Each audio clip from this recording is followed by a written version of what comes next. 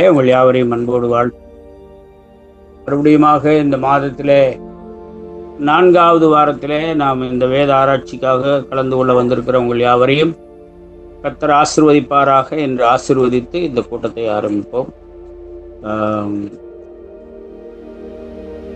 அன்புள்ள ஆண்டவரே, இந்த நாளுக்காக நன்றி செலுத்துகிறோம். எங்களோடு கூட பேசும் உங்களுடைய வார்த்தைகள் எங்களுக்கு ஆசீர்வாதமாக இருக்கட்டும்.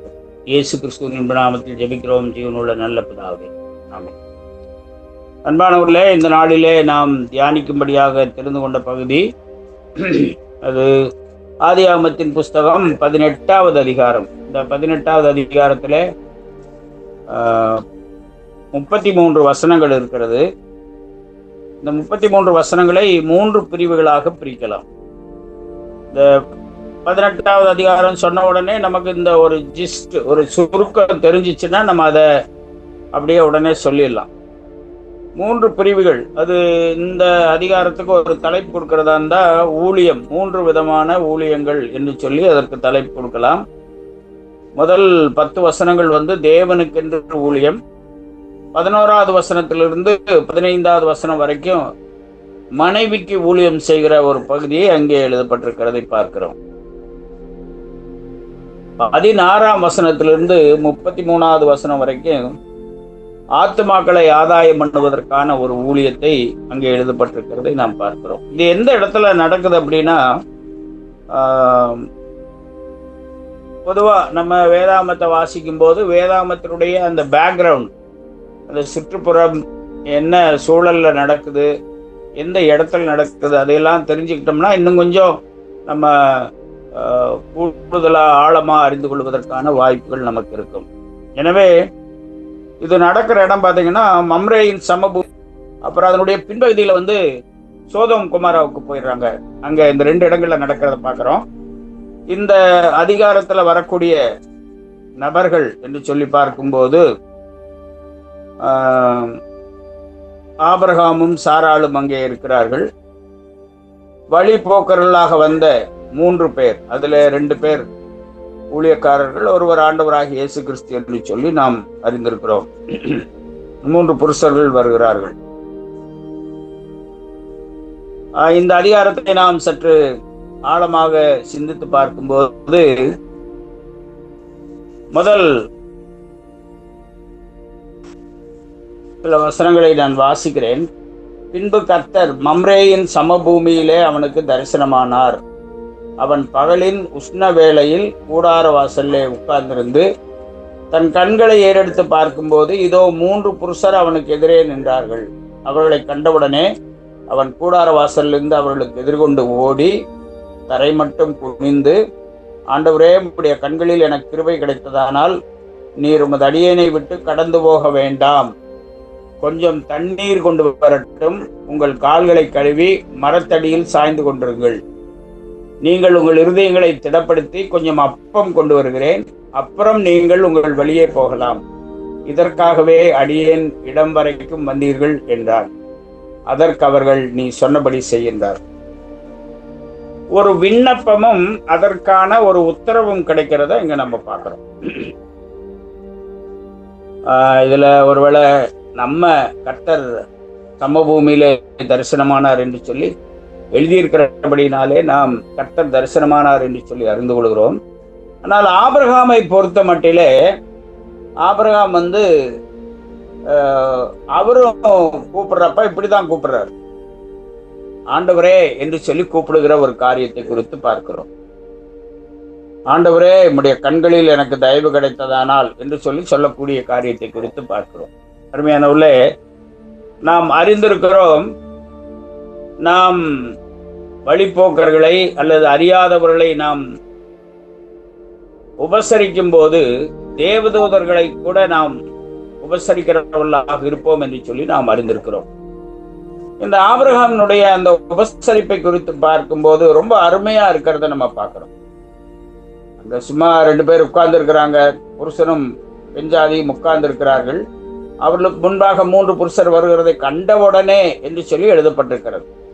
கூடார வாசலிருந்து அவர்களுக்கு எதிர்கொண்டு ஓடி தரை மட்டும் குனிந்து, இந்த அடியேனை விட்டு நீங்க கடந்து போயிடாதீங்க, என்று சொல்லக்கூடிய ஒரு காரியத்தை குறித்து பார்க்கிறோம். கொஞ்சம் தண்ணி கொடுக்குறேன், அப்புறம் கொஞ்சம் சாப்பாடு கொடுக்குறேன், சாப்பிட்டு உங்க வழியில நீங்க போங்க, உங்களுக்கு இஷ்டம் என்னவோ அதுபடி செய்யுங்க என்று சொல்லி வேண்டி வருந்தி அழைக்கிற ஒரு காரியத்தை குறித்து அங்கே நாம் பார்க்கிறோம். ரொம்ப ஜாக்கிரதையா விருந்தினர்களை வரவேற்கிற ஒரு அந்த பாங்கு மிக நன்றாக இருக்கிறதை பார்க்கிறோம். இந்த காலகட்டங்களிலே வளர்ந்து வரக்கூடிய இந்த நாட்களிலே நம்முடைய உபசரிப்பை குறித்து நாம் சிந்தித்து பார்க்கலாம். நமக்கு நிறைய வேலை இருக்கும், ஒருவேளை வீட்டில் இல்லாமல் இருக்கலாம், அல்லது சுகவீனப்பட்டிருக்கலாம், அல்லது செய்யக்கூடிய வாய்ப்பு இல்லாமல் இருக்கலாம். இப்படியெல்லாம் இருக்கும்போது ஒருவேளை பார்த்த உடனே கூட சாதாரணமான இருக்கிறவங்க வந்து என்ன செஞ்சிருவாங்க, உள்ள போயிட்டு கதவு சாத்திட்டு யாரோ வர்றாங்க என்று சொல்லி சொல்லக்கூடிய நிலைகள் கூட இருக்கிறது. ஆனால் ஆபிரகாம் அப்படி செய்யவில்லை என்பதை பார்க்கும்போது தேவ பிள்ளைகளை உபசரிக்கிற ஒரு காரியத்தை குறித்து அங்கே நாம் பார்க்கிறோம். அதுக்கப்புறம் பாத்தீங்கன்னா இந்த ஆபிரகாமும் சாராளும் செய்யற காரியங்களை குறித்து பார்க்கும்போது ரொம்ப ஆச்சரியமா இருக்குது. இந்த காலங்களில் இருக்கக்கூடிய கணவன் மனைவி எப்படி இருக்க வேண்டும் என்பதை குறித்து ரொம்ப தெளிவா ஒரு பிக்சர் கொடுத்திருக்கிறத நம்ம பார்க்கிறோம். ஆபிரகாம் என்ன செய்யற, அப்படி சாராள் இடத்துக்கு போய் நீ சீக்கிரமாய் 3 படி மெல்லிய மாவு எடுத்து பிசைந்து அப்பம் சுடு என்றார். இந்த நாட்கள் எல்லாம் அப்படி சொல்ல முடியுமான்னு தெரியல.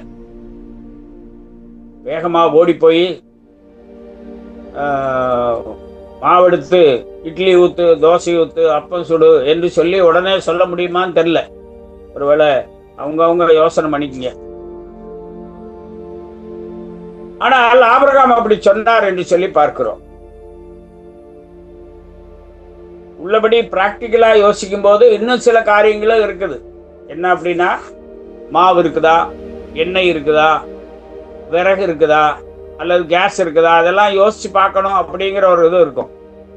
பொதுவா வீட்டு இல்லத்தரசிகள் சொல்லக்கூடிய ஒரு கம்ப்ளைண்ட் என்னன்னா, அவர் வாட்டுக்கு வருவாரு, தோற போடுன்னு சொல்லி உட்கார வச்சிருவாரு, தண்ணியெல்லாம் எடுத்து வச்சிருவாரு, இருக்குதா இல்லையா எதுவும் கேட்க மாட்டார் என்ற நிலைகள் எல்லாம் இருக்கிறதை பார்க்கிறோம். வீட்டில் இருக்குதா இல்லையான்னு தெரியாதபடிக்கு விருந்தாளிகளை கூப்பிட்டு கொண்டாந்து வச்சுட்டு கொடுங்கன்னா என்னத்தை கொடுக்கறது என்று சொல்லி நிறைய மனைவிமார்கள் வருத்தப்படுகிறதை நாம் பார்த்திருக்கிறோம். இங்க அப்படியெல்லாம் இல்லை, ரொம்ப அருமையா இந்த காரியத்தை செய்கிறத நம்ம பார்க்கிறோம். ஆபிரகாம் மாட்டு மந்தைக்கு ஓடி ஒரு நல்ல இளங்கன்றை பிடித்து வேலைக்காரன் கையிலே கொடுத்தான், அவன் அதை சீக்கிரமாய் சமைத்தான் என்று சொல்லப்பட்டது. அப்ப நான் முதல்ல சொன்னதப்ப வேலைக்காரனை பற்றி சொல்ல, வேலைக்காரனும் அங்கே இருக்கிறதை நாம் பார்க்கிறோம், ஒரு வேலைக்காரனும் இருக்கிறத பார்க்கிறோம். அப்ப வேலைக்காரனும் கூட இப்ப எல்லாம் அதெல்லாம் செய்ய முடியாது, மத்தியான வெயில் அப்படி செய்யறது அப்படியெல்லாம் சொல்லல, சமைத்தான் என்று எழுதப்பட்டிருக்கிறது. 8வது வசனத்தை நீங்க வாசிச்சீங்கன்னா, ஆபிரகாம் வெண்ணையும் பாலையும் சமைப்பித்த கன்றையும் எடுத்து வந்து அவர்கள் முன்பாக வைத்து அவர்கள் அருகே மரத்தடியில் நின்று கொண்டிருந்தான், அவர்கள் புசித்தார்கள். அருமையானவர்களே, கொடுத்து பார்த்து சந்தோஷப்படுகிற ஒரு காரியம் மிகவும் சந்தோஷமான ஒரு காரியம் என்பதை இந்த பகுதியிலே பார்க்கிறோம்.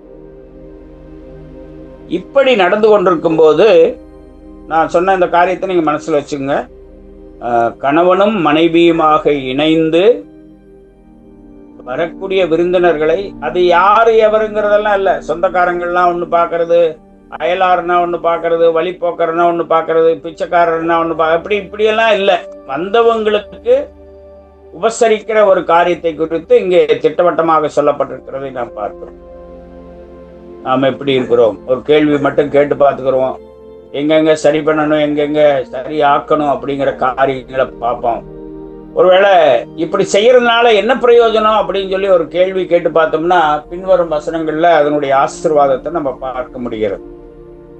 ஒரு எச்சரிக்கையும் அங்க நமக்கு இருக்கு. என்ன அப்படின்னா, ஏதாகிலும் கிடைக்கும் என்றோ அல்லது பிரதிபலனை எதிர்பார்த்தோ நாம் உபசரிக்க கூடாது என்பதை நாம் மனதிலே கொள்ள வேண்டும். போன தடவை அவங்க வீட்டுக்கு போயிருந்தோம், அவங்க வான்னு கூட கூப்பிடல, தண்ணி கூட கொடுக்கல, போயிட்டு வாங்கன்னு சொல்லிட்டாங்க, மூஞ்சி இழுத்து வச்சுக்கிட்டாங்க. அவங்களுக்கு போய் என்னத்தை செய்யறது அப்படின்னு சொல்லி நாம் ஊழியக்காரர்களாக தேவனுடைய பிள்ளைகளாக செய்யக்கூடாது என்பதை இந்த பகுதியின் மூலமாக நாம் கற்றுக்கொள்கிறோம். ஒருவேளை நமக்கு சில பாடுகள் இருக்கலாம், சில முடியாமைகள் இருக்கலாம். இப்படி இருக்கிற நிலையிலே நாம் ஆண்டவருக்கு செய்கிற ஊழியம் எப்படிப்பட்டதாக இருக்கிறது என்பதை நாம் மனதிலே கொள்ள வேண்டும் என்பதை குறித்து இந்த பகுதியிலே நாம் பார்க்கிறோம். அப்பதான் ஒரு கேள்வி கேட்கிறாரு அங்க வந்தவங்கள. அவர்கள் அவனை நோக்கி, உன் மனைவி சாராள் எங்கே என்றார்கள். அதோ கூடாரத்தில் இருக்கிறாள் என்றார். சாராளை பற்றி அறிந்திருந்தார்கள்.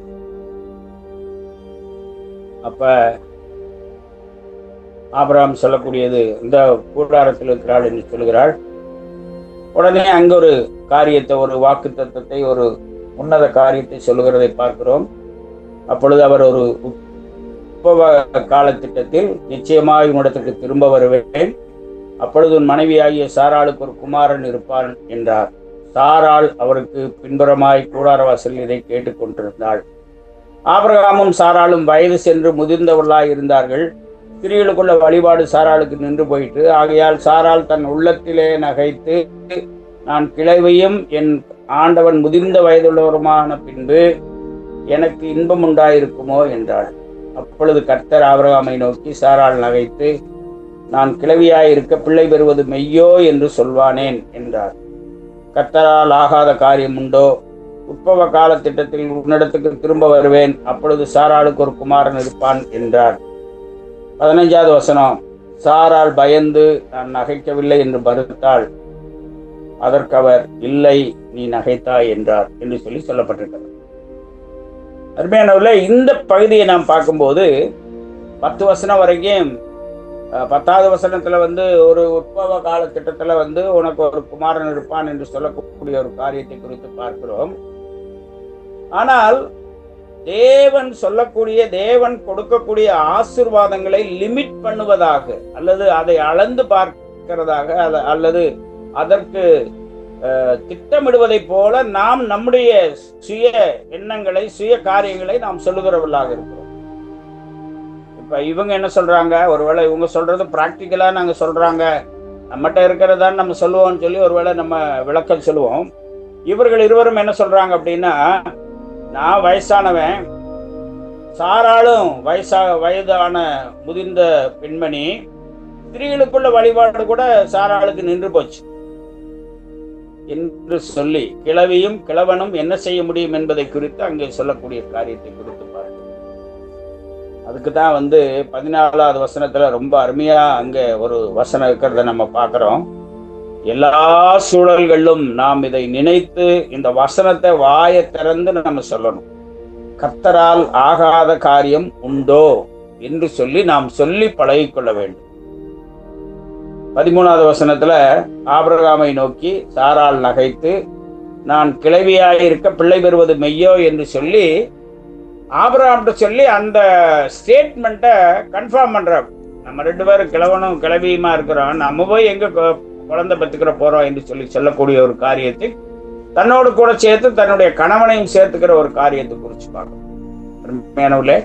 நல்ல காரியங்களுக்காக ஒன்று சேர்ந்து கொள்ளலாம், அவிசுவாசத்துக்காக, சந்தேகத்துக்காக, மற்ற காரியங்களுக்காக நாம் இணைந்து செயல்படக்கூடாது என்பதை ஆதாம் ஏவாள் மூலமாக இருந்தே நாம் அறிந்து கொண்டிருக்கிறோம். இங்கே சாராள் தன்னுடைய இயல்பு நிலையை நினைத்து பார்த்து இப்படி சொல்லக்கூடிய ஒரு காரியம். ஆனாலும் தேவனால் எல்லாம் கூடும் என்பதை எண்ணாத ஒரு காரியம். ஏன் அப்படின்னா 12வது அதிகாரத்திலே ஆண்டவர் சொல்லியிருக்கிறாரு, நான் உன்னை ஆசீர்வதித்து உன்னை பெருகவே பெருக பண்ணுவேன், நீ ஆசீர்வாதமாய் இருப்பாய் என்று சொல்லியிருக்கிறார். அதை மறந்து இப்படி சொல்லக்கூடிய ஒரு காரியத்தை குறித்து பார்க்கிறோம். அப்புறம் 15வது வசனத்துல சாராள் பயந்து, நான் நகைக்கவில்லை என்று மறுத்தாள். இல்லை, நீ நகைத்தாள் என்று சொல்லக்கூடிய காரியம். ஒரு முக்கியமான விஷயத்தை இந்த நாள்ல நம்ம தெரிந்து கொள்ள வேண்டும். எப்பொழுது பயம் வருகிறதோ அங்கே நாம் அவிசுவாசம் வந்து விடுகிறதை பார்க்க முடியும். உள்ளத்திலே நகைக்கிற காரியம் அதுதான். உள்ளத்தில் நகைப்பது என்பது மற்றவங்களுக்கு தெரியாதுன்னு சொல்லி நம்ம நினைக்கலாம். ஆனால் தேவன் எல்லாவற்றையும் அறிந்திருக்கிறார். உலக அறிவை நம்புவது, விசுவாசம் இல்லாமல் இருப்பது, நம்மை நாமே நம்பாமல் இருப்பது, இவைகளெல்லாம் நகைப்புக்கு ஒரு அறிகுறியாக, இயலாமை, இதெல்லாம் நகைப்புக்கு அறிகுறியாக இருக்கிறது. நாம் அப்படி இருக்கக்கூடாது என்பதை இந்த பகுதி நமக்கு நன்றாய் விடும். அதுக்கப்புறம் பார்க்குறோம், கொஞ்சம் டைம் ஆயிடுச்சு, அதனால நான் முடிக்கிறேன் இந்த பகுதியை. அதுக்கப்புறம் இந்த 3 பேரும் சோதோம் கொமாராவினுடைய அநியாயம், அங்க இருக்கக்கூடிய பாவம் எட்டியது, ஆகையினால நான் அதை அழிக்கப் போகிறேன் என்று சொல்லக்கூடிய காரியத்தை குறித்து பார்க்கிறோம். 20வது வசனத்துல, சோதோம் கொமாராவின் கூக்குரல் பெரிதாயிருப்பதினாலும் அவைகளின் பாவம் மிகவும் கொடிதாயிருப்பதினாலும் நான் இறங்கி போய் என்னிடத்தில் வந்து எட்டின அதன் கூக்குரலின்படியே அவள் செய்திருக்கிறார்களோ இல்லையோ என்று பார்த்து அறிவேன் என்று சொல்கிறார். 22வது வசனம், அந்த புருஷர் அவ்விடம் விட்டு சோதோமை நோக்கி போனார்கள், ஆபிரகாமோ பின்னும் கர்த்தருக்கு முன்பாக நின்று கொண்டிருந்தான் என்று சொல்லி பார்க்கிறோம். அதுக்கப்புறம் ஆபிரகாம் தான் இந்த காரியத்தை சொல்றார். ஆபிரகாம் சமீபமாய் சேர்ந்து துன்மார்க்கனோட நீதிமானையும் அழிப்பீரோ என்று சொல்லக்கூடிய ஒரு காரியத்தை குறித்து பார்க்கிறோம். அருமையானவர்களே, இதுல ஒரு முக்கியமான வசனத்தையும் நம்ம குறிச்சு வச்சுக்கணும். என்ன அப்படின்னா, அப்பொழுது ஆபிரகாம் அவர்களோட கூட போய் வழி விட்டு அனுப்பினான் என்று சொல்லப்பட்டிருக்கிறது. 17வது வசனத்துல, கர்த்தர் ஆபிரகாம் பலத்த ஜாதியாவதனாலும் அவனுக்குள் பூமியில் உள்ள சகல ஜாதிகளும் ஆசீர்வதிக்கப்படுவதனாலும் நான் செய்ய போகிறதை ஆபிரகாமுக்கு மறைப்பேனோ என்று சொல்லி அங்கே நீதியும் நியாயத்தையும் செய்கிற ஒரு காரியத்தை செய்திருக்கிறார் என்பதை எண்ணி பார்க்கும்படியாக சோதோம் குமாராவுக்கு செல்லக்கூடிய காரியத்தை குறித்து ஆபிரகாமுக்கு விளக்கின ஒரு காரியத்தை குறித்து பார்க்கும். ஆனால் இங்கே ஆபிரகாம் கர்த்தரோடு கூட விண்ணப்பிக்கிற, உறவாடுகிற அல்லது பரிந்து பேசுகிற ஒரு காரியத்தை குறித்து பார்க்கும். 50 ஆரம்பிக்கிறார். 50 நீதிமான்கள் இருந்தா அழிச்சிருவீங்களா? ஒருவேளை ஒரு 5 பேர் கம்மியா இருந்தா, 45 பேர் இருந்தா, ஒரு 40 பேர் இருந்தா, ஒரு 30 பேர் இருந்தா, ஒரு 20 பேர் இருந்தா, ஒரு 10 பேர் இருந்தா என்று சொல்லி அங்கே குறைச்சு ஆண்டவரே எங்களுக்கு கோபம் வர வேண்டாம் சொல்லி அங்கே சொல்லுகிற ஒரு காரியத்தை குறித்து நாம் பார்க்கிறோம். இதிலிருந்து நாம் அறிந்து கொள்ளக்கூடிய காரியம், நாம் ஆத்துமாக்களுக்காக தேவனிடத்துல பரிந்து பேசுகிறவர்களாக, ஊழியம் செய்கிறவர்களாக இருக்க வேண்டும் என்பதை இந்த பகுதியிலே பார்க்கிறோம். கொஞ்சம் டைம் ஆனதுனால கொஞ்சம் விளக்கமாக சொல்ல முடியல. முதல் ஊழியம், யாருக்காக ஊழியம் செய்தார் என்று சொல்லி பார்க்கும்போது, முதல் ஊழியம் தேவனுக்கு ஊழியம். 2வது மனைவியோடு கூட சேர்ந்து ஊழியம் செய்கிற ஒரு காரியம். 3வது ஆத்துமாக்களுக்காக செய்கிற ஊழியம் என்று பார்க்க. ஆக இந்த 18ஆம் அதிகாரத்தை எடுத்துக்கொள்ளும் போது ஊழியத்தின் காரியங்களை குறித்து மிக சிறப்பாக சொல்லப்பட்டிருக்கிறது. கணவன் மனைவி எப்படி இருக்க வேண்டும் என்ற காரியங்களை குறித்து சொல்லப்பட்டிருக்கிறது.